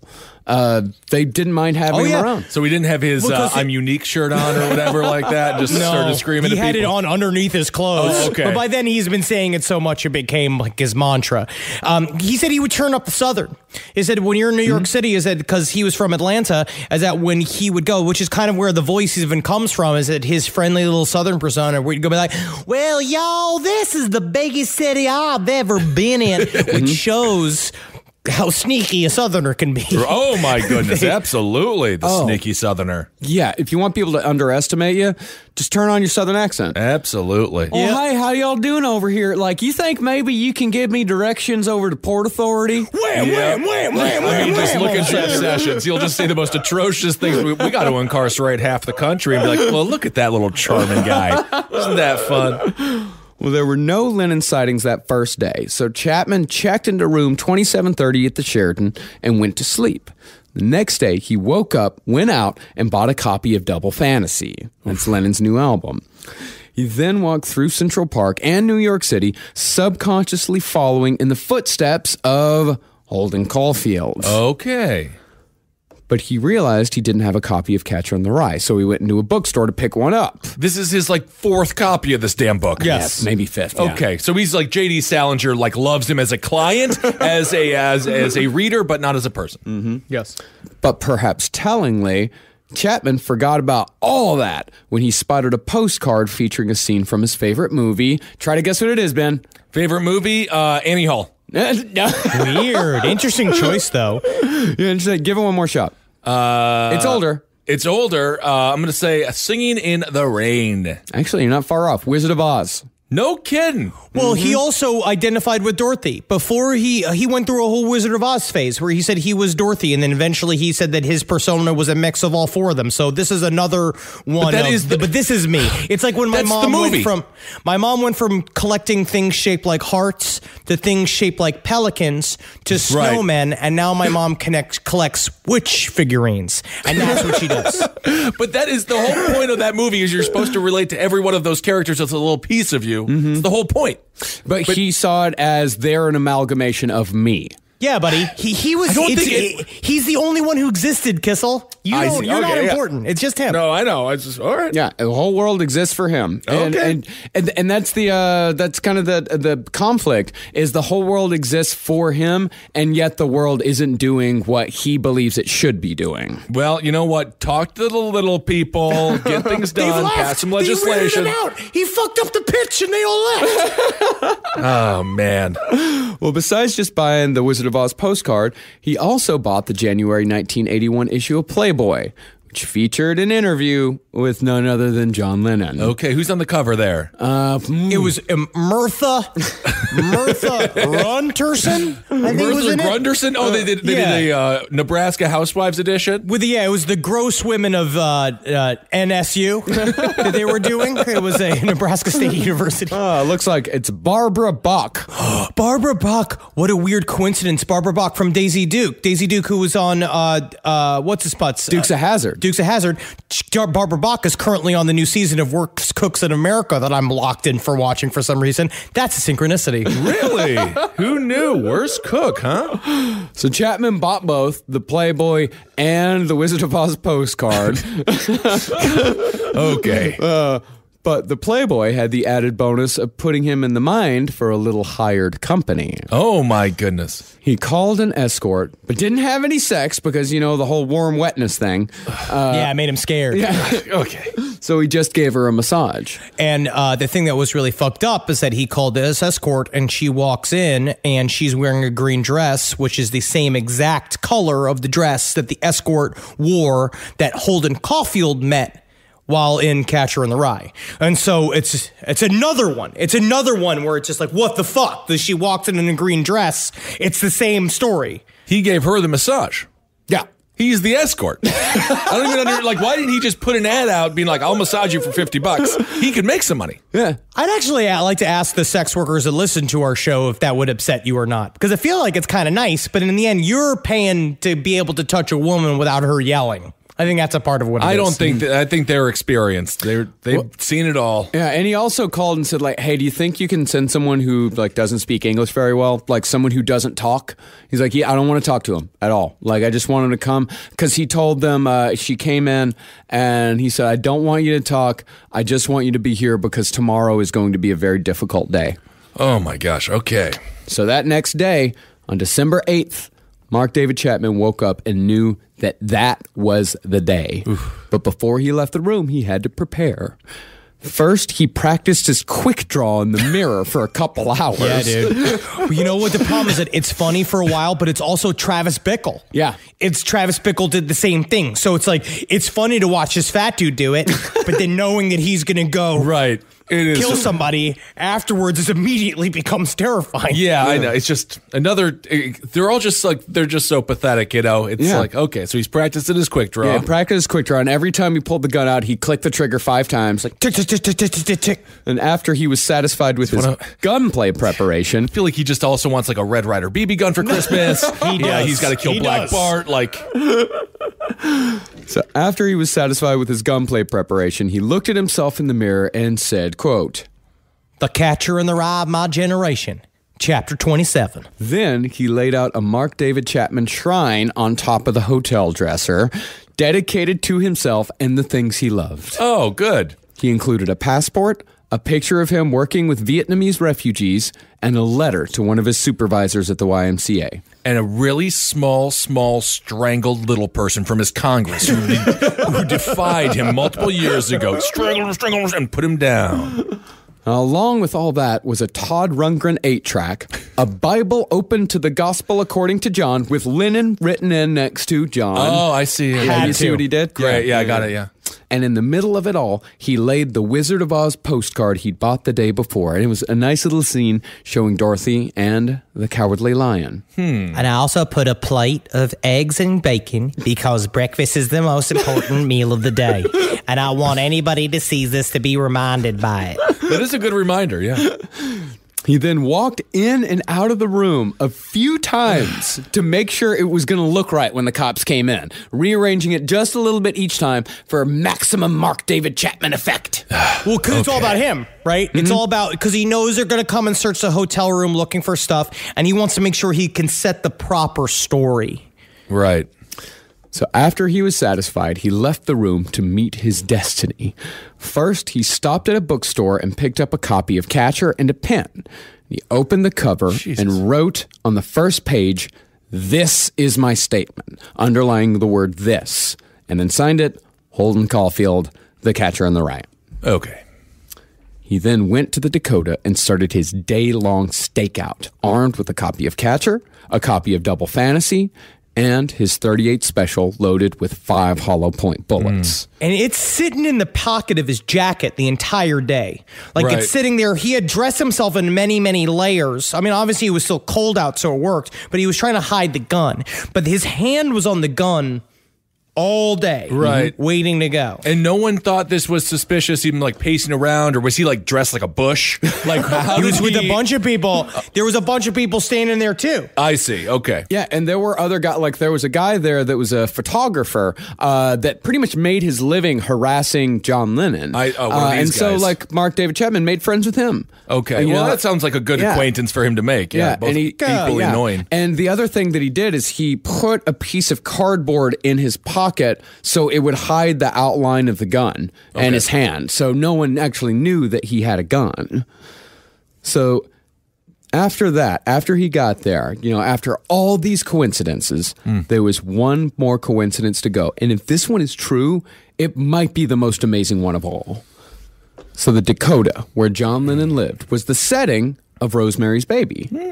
And Rosemary's Baby was directed by Roman Polanski, who was married to Sharon Tate, who we all know was murdered by the Manson family. Yeah. And the Manson family, as far as Chapman knew, were supposedly inspired by the Beatles song Helter Skelter, written by John Lennon. I think you mispronounced Helter Skelter. Helter Skelter. I think it was Helter Skelter. Yeah, Helter Skelter, something like that. So on December 8th, 1980, as Chapman was outside the Dakota thinking about Rosemary's Baby, who should walk by but fucking Mia Farrow? No kidding. Who starred in Rosemary's Baby. It's like every star was just right there. I mean, yeah, it's New York City. Yeah. Yeah, it's a city. It's a city that never sleeps. I heard that. I've heard that. Chapman said he saw this as the final confirmation that he was making the right decision. Oh my gosh. So at 11 a.m., the Lennon fan that Chapman had made friends with on Saturday showed up. And as Chapman and the fan were talking, a car pulled up in front of the Dakota and a small child got out. That child was John Lennon's son, Sean. Yeah, the one that he actually chose to pay attention to. Yes, the one he chose to love, yes. Okay. Yeah. We don't have to malign John Lennon right now. This is like the one part where I'm like, you know, it's not. You're right. You're right. You're right. You're right. And Ben, you're right. Hey, all right. You're right. Now, the fan was familiar enough with the kid and the nanny to say hello. And she actually introduced Mark David Chapman to Sean Lennon. Oof. Mark David Chapman smiled at the kid, said he was honored to meet him, and told him, "Hey, kid, I've come all the way from Hawaii just to meet your dad." Oh, my God. Oh my God. It was kind of like the time I saw Vince Vaughn walking down the street with his kids and I was fucking stoned out of my mind. It was like maybe 12 years ago. I was like on the street. He was walking down the street with the kids and I looked up and I recognized Vincent D'Onofrio with his children. And I looked at the kids and he like regarded me. And in a moment of like awkward silence, I turned to his children and I said, "Your father's a very talented man." You have a way. So was it D'Onofrio or Vaughn? Which Vince was it? Yeah, which Vince was it? Vincent D'Onofrio. It was Vincent D'Onofrio. He's too scared. I would not approach him, but don't talk to the kids. Yes, I learned to not do that. Yeah, and you know, after this encounter, Chapman said that if that moment when he met John Lennon's like toddler son, he said if that moment didn't change his mind, nothing would. Oh my God. So a few hours later, John Lennon finally appeared outside the Dakota and stood on the sidewalk waiting for a limousine. Now, Chapman's cover story this entire time, all weekend, was that he'd been waiting for John Lennon to come out so he could get him to sign his copy of Double Fantasy. And the plan was, John Lennon comes out, pull out the gun, shoot him. But when Lennon appeared, Chapman froze. And the photographer that Chapman had made friends with that day, he actually like nudged Chapman forward. He's like, go, you've been waiting all day. Go, talk to him. Talk to him. Thank you, photographer. Yeah, thank you, pain in the ass photographer that ended up like was the main reason why John Lennon's entire team was like, you need fucking security, because this guy was there. He had worked his way into the Dakota several times, took photos of the inside of their apartment, got let in. Like this guy, he was very, very invasive paparazzi. Leave him alone. Yeah, and people a bit like John Lennon's management had been saying for weeks, like, you gotta get security. You have to. And John Lennon was like, I'll get to it later. Like, it'll be fine. Like, well, let me worry about the album right now. And they're like, no, you need this because of the album. Like, you have your face all over the fucking world. People are gonna come to see you. You need security now. And he's like, nah, I'll do it later. But the thing was, at this point, when the photographer shoved him forward, all Chapman could do was just thrust the album in John Lennon's face with the pen. And John Lennon took it, signed it, John Lennon, December 1980, and looked at Mark David Chapman and just said, is that all? Is that all you want? Wow. And Chapman just took it and said, thank you. Yep. It was very scary. And because they walked out when he heard the voice, because it's John Lennon. And when the guy faced him, it was like, this is the face I've always wanted. And then instead of murdering him for a second, he became the fan again. Mm-hmm. He was like, this was somebody I've always loved. I've always loved John Lennon. I am one of your biggest fans. Like, and they still, that record actually, weird synchronicity, went for sale 2 days ago. The record that John Lennon signed for Mark David Chapman, it was up for auction, I think, on Monday. Mm-hmm. Yeah, it's, I think, a little over $1 million starting bid, right? Something like that. Now, Chapman said after that moment, he wanted to go home. He said he wanted to have the doorman hail a cab, which would take him to the airport, and then he'd hang the signed album on the wall, and the whole thing was just going to be a kooky adventure. Okay. But he said the child inside of him wasn't going to have any of that. The child was still too hurt to let it go. The child wanted to make the phonies pay. And so Mark David Chapman waited for John Lennon to return.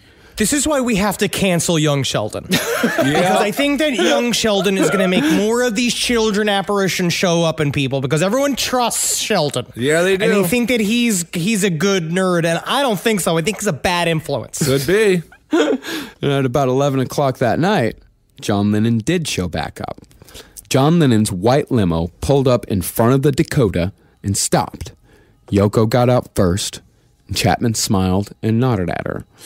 Then Lennon appeared, and Chapman and Lennon shared a look. He's certain that Lennon recognized him from that earlier that afternoon. Well, he might they have. saw him, he's like, there's that fucking weird guy again. Why is he outside? Right. Yeah. And so John Lennon, like, he looked at the guy, and it was obvious he knew something was wrong. Okay. And Chapman said there was dead silence in his head as Lennon walked towards the arch of the building. And John Lennon, I mean, every footstep was faster than the one before. And then, when Lennon's back was to Chapman, Chapman said the silence ended, and he heard the voice of the child. Do it. Do it, do it, do it, do it, do it, do it, do it, do it, do it. Because that's how Mark David Chapman said it in the interviews, that it was this incessant whisper. Yeah. Just over and over again, riling him up. So Chapman pulled out his revolver, aimed, and pulled the trigger 5 times. 4 shots hit John Lennon, who took off in a sprint despite the bullet wounds. He crashed through a glass door and he collapsed. And at that moment, the child disappeared, and the weight of what he'd done finally hit Mark David Chapman. Well, because as soon as he shot him, he thought that the body would disappear. Like, he thought he shot him, the body would disappear, and then he would disintegrate and float into the book. And then that didn't happen. He also thought that he would just drop. He thought that he would just drop right in front of him, and he would be able to have a moment with the body. And that's also not how killing somebody works. No, it's the same thing with Ed Kemper. Ed Kemper said the same thing, where he thought you'd stab them once and they're dead. Where it's just like, no, because you don't know what it's like. It's not a video game. It's not a comic book. Yeah. Yeah, I mean, immediately things didn't go how Mark David Chapman thought they would, because he thought that the reason why he got hollow point bullets was he thought that would just shatter John Lennon's body. Like, if you get hollow points, he knew how they worked, that they would just absolutely destroy whatever, like his internal organs, and he just go to the floor. He would curl up into a fetal position beside John Lennon, and they would disappear into the ink of The Catcher in the Rye. So in his mind, John Lennon's last words would be like, "I respect what you've done," or something like that. Like something like that. Yeah. But Lennon was nowhere to be seen.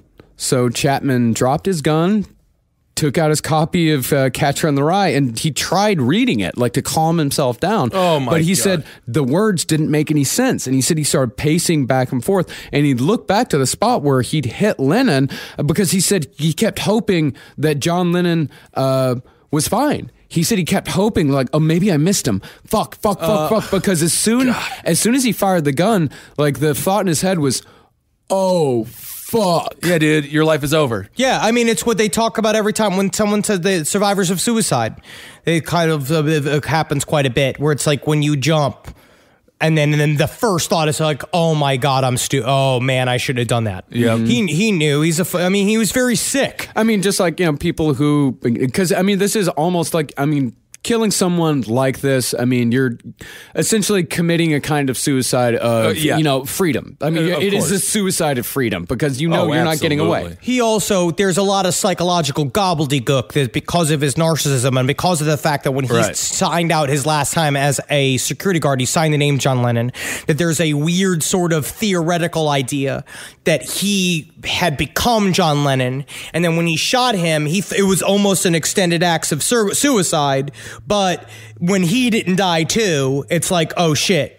Yeah. Now there's consequences. Did he have that John Wilkes Booth thing where he's like, I'm going to be a hero. Once I get back to the South, they're going to love me. Well, yeah, kind of, because he thought that by killing John Lennon, he was the catcher. Because John Lennon was going to be the person. John Lennon was the man that was leading all of the innocents to their doom. But he was also punishing and saving John Lennon, because that's the other thing too. It's saving him from his own reputation by assassinating him and making him a martyr and doing the whole thing. So it's very obviously it's very complicated and fucked. Yeah, I mean, none of it makes any sense because he was a very mentally ill man. Right. There's not going to be a lot, like, the logic is going to fall apart very quickly. Well, naturally, he had a little person council. That was yes. Yeah, Well, I understand. Well, anybody who suffers from mental illness, like, that the thoughts in your head, like, they're not logical. Like, that the things that you're thinking and the fears that you have, it's not logical. It doesn't make any sense, but you can't stop them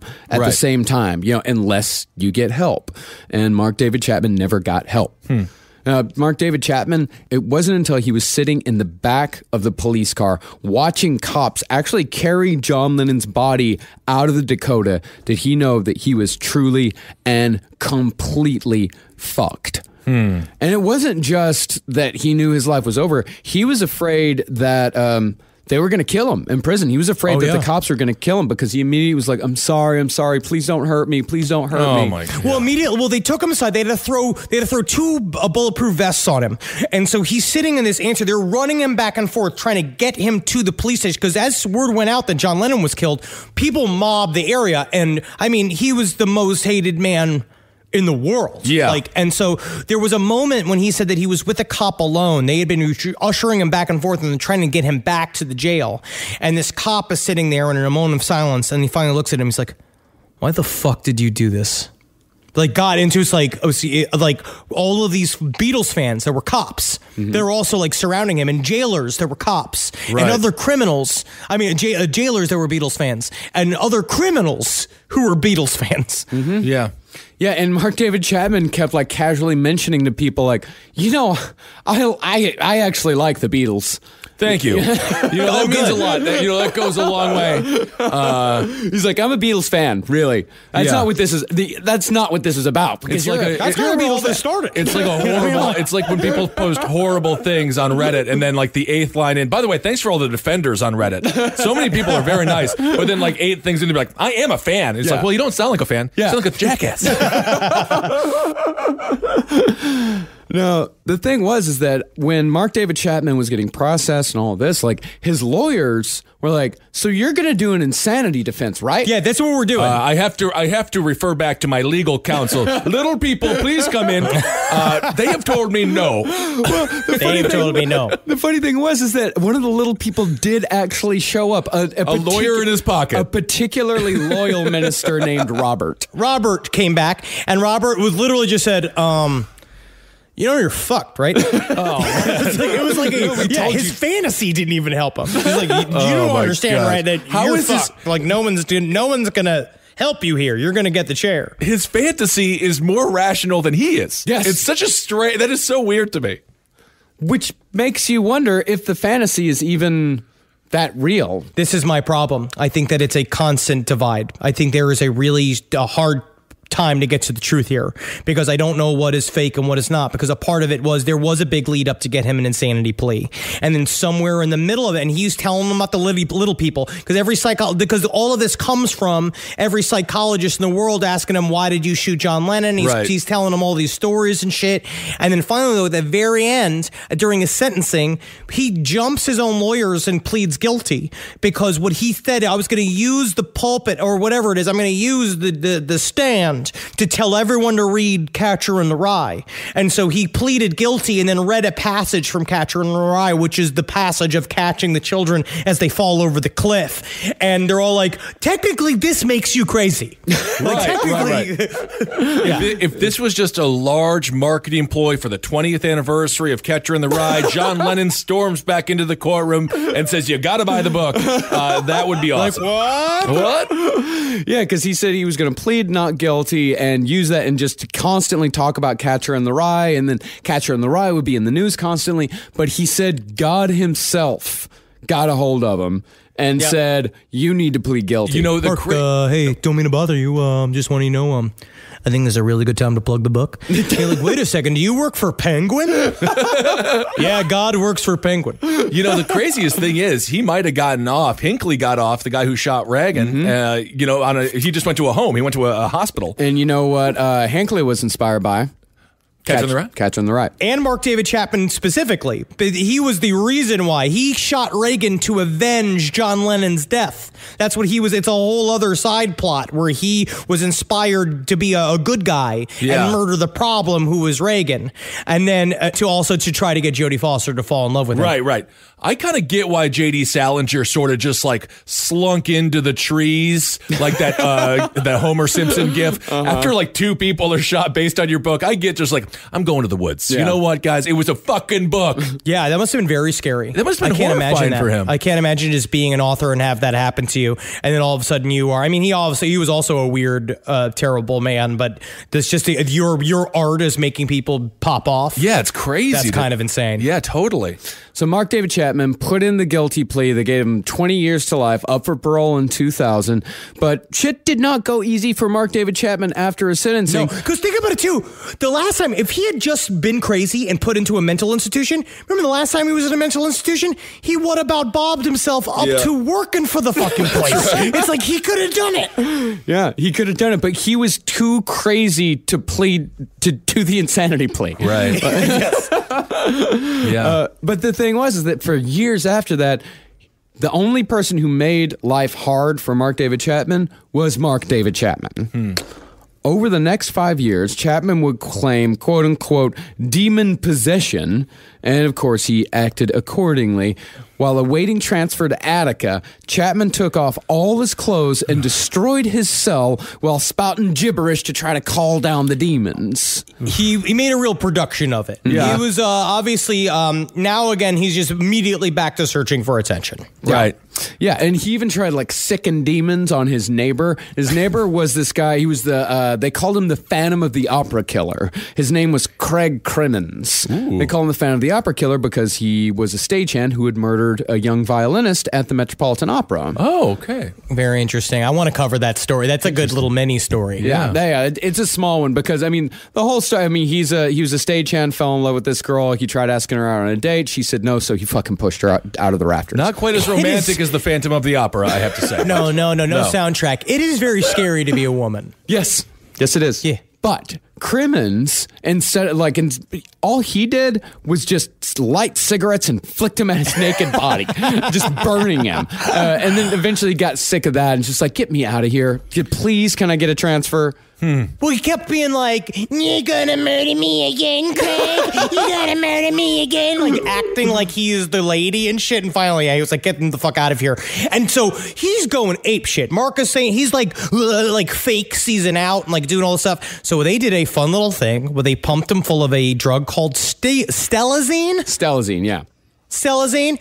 It was a powerful antipsychotic, and it causes in a weird reaction. It caused him paralysis of his head, throat, and voice to the point where every single time he fucked up and he was acting like a crazy person, they were like, "Do you want to get some Stelazine again?" He's like, "Well, you know what? I'll feel so much better. Just better. Yeah, I feel better." Wow. But still, for the next few years, Mark went back and forth between being normal and suddenly being possessed by demons. And sometimes he would act so erratically that they would have to hospitalize him. Yeah, dude. They dropped the hammer on him quite a bit. And he put on a good show, too. Like once in 1982, when he was being put into a van for transport to the mental hospital, he started yelling, "Just so you know, this is the new Mark. I'm rated X. Watch out. I'm very, very bad." I want to steal that. Like, this is the new Marcus. I'm rated X. Oh, wow. Very bad, yeah. Very bad indeed. Then, when he got to the hospital, he was so violent, they put him in a straitjacket. And, of course, he was trying to get out of it, so they just grabbed him by his hair and pulled him down the hallway by his hair. Okay. And in response to that, he yelled, "Pull it all out. I love it. Yank it. I love this. Yank it out." Doesn't seem enjoyable, though. And pretty soon after that, Chapman was acting up, so they pulled down his pants as a nurse brought out a needle to inject him with some medication or another. And to this, Chapman yelled, "You break that needle off in my ass. You break it off in there. Just stick it up there and you break it off. I know that's what you want to do. You break it off my snapping ass pussy. I got a snapping ass pussy." Oh, my goodness. But in 1985, Chapman says he finally got rid of the quote-unquote demons after a series of prison exorcisms. Oh. But, Yes. I don't even want to know what a prison exorcism is, and nor should we discuss it. well, here's what a prison exorcism is. It's, Oh, it's great. a solo venture. Oh, okay, good. I thought it might be. I thought it might happen in the showers. All right. Well, how he did his prison exorcism is that none of the priests were allowed to come in, so he set up a prearranged date and time with a minister who was on the outside, and so the minister would pray for Mark David Chapman while Mark David Chapman was doing his own exorcism on himself. Just cut to the minister just eating the new McDonald's like chicken sandwich, just being like, "This is really good. What time is it? Ah, that's right, the exorcism." Well, doesn't really matter, does it? Yeah, but he said it was easier because they didn't actually possess him. They were just kind of latching onto him. Oh, I see. Yeah, because he was and a let him Christian. go. It was catch and release. Yeah, Oh, okay. All right. Yes, he said the final expectoration of the demons came when he vomited 7 evil spirits out of his mouth, and they evaporated into the walls of the prison, never to be seen again. All right. Yeah, so now he's great. Now he's healthy. Now, one thing we've heard over the years, and one thing that we've actually talked about on the last couple episodes a lot, is that nobody's really been able to diagnose just what illness Mark David Chapman suffered from.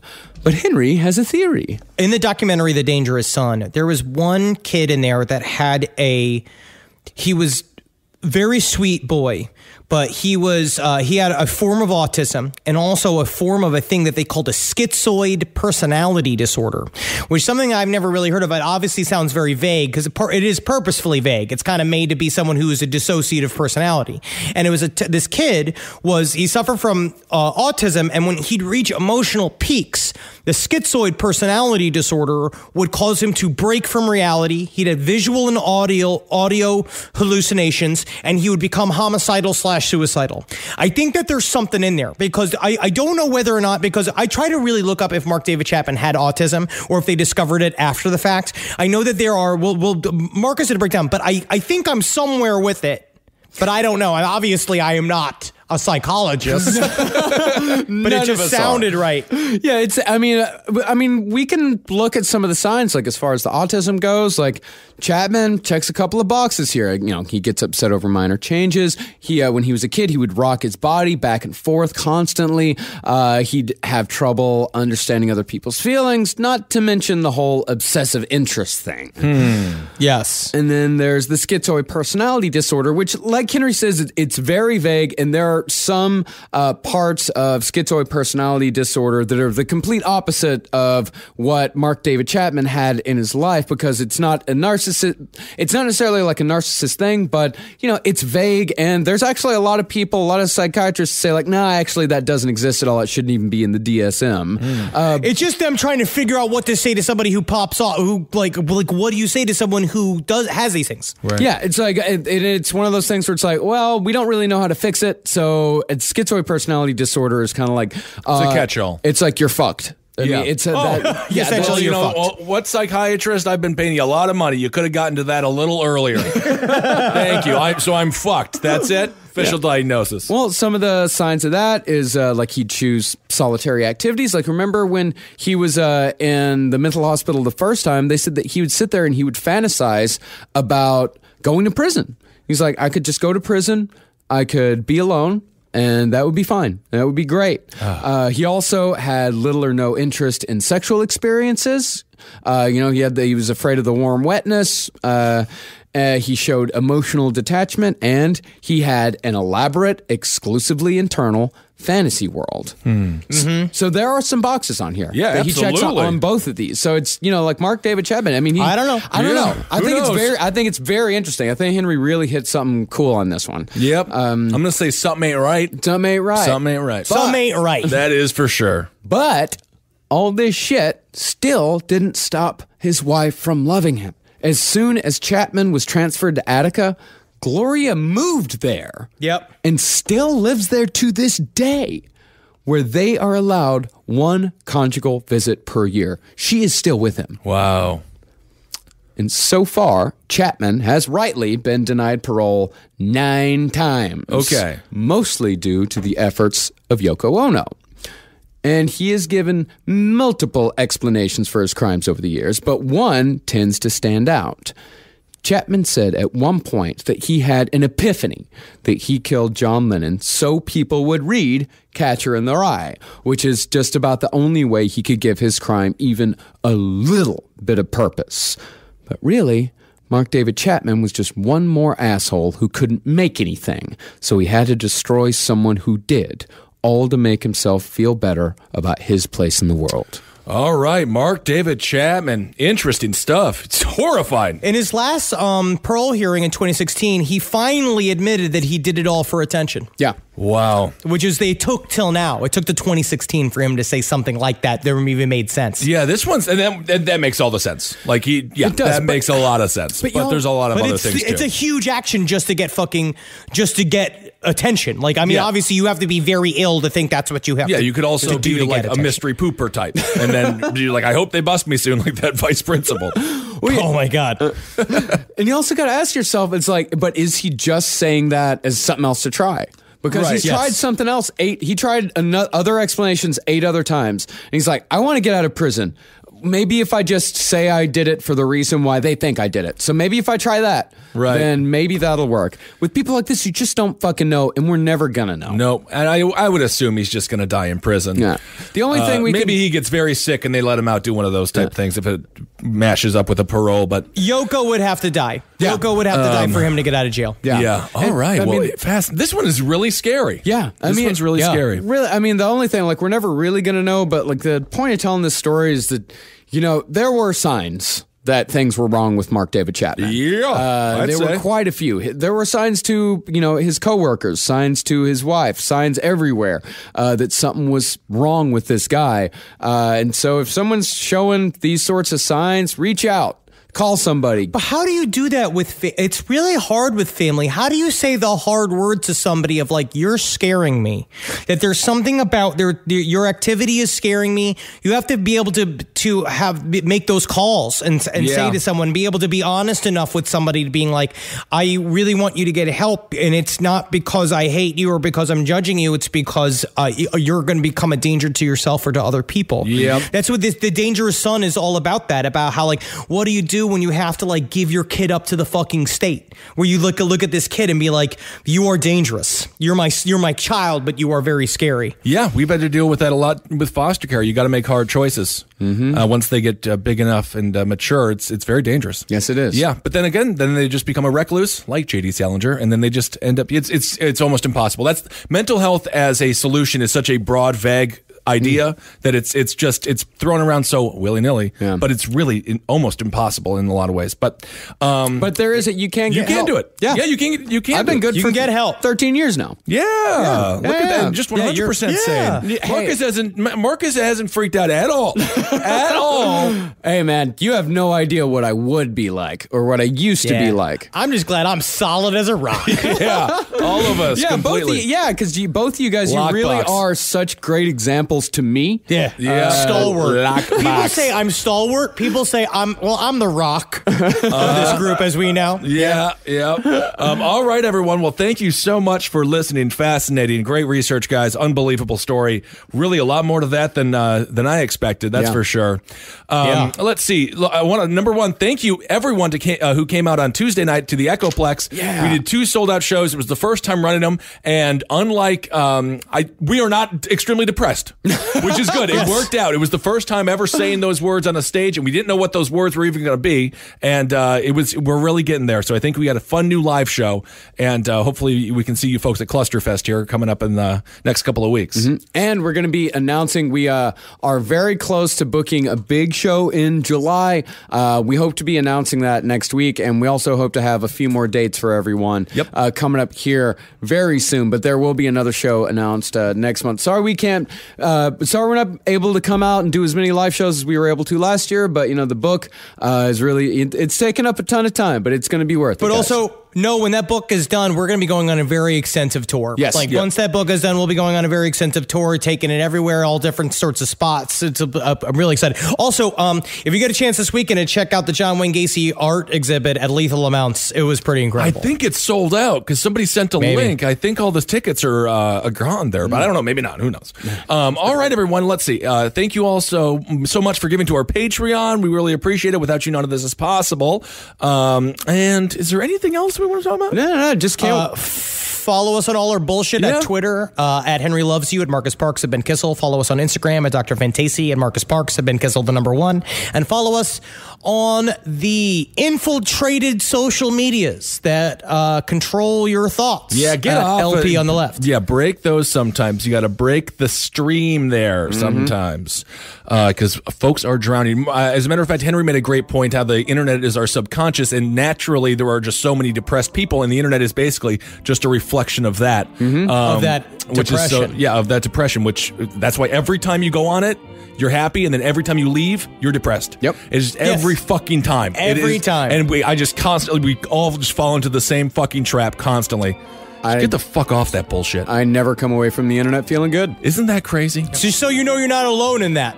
So 3 men that have made their living on the internet also are hurt by it. But you know what constantly. But you know what I come back feeling good from?